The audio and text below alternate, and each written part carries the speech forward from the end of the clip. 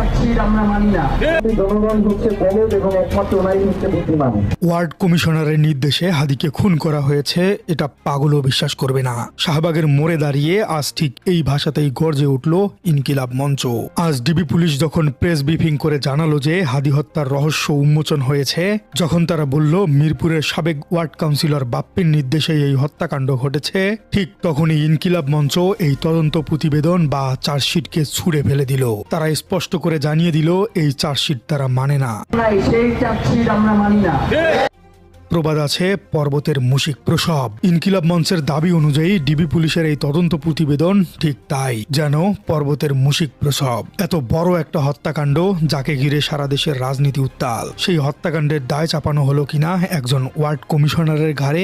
ইনকিলাব মঞ্চের সদস্য সচিব আব্দুল্লাহ আল জাবের আজ যে প্রশ্নটি তুলেছেন তা অত্যন্ত যৌক্তিক এবং গভীর। শহীদ শরীফ ওসমান হাদি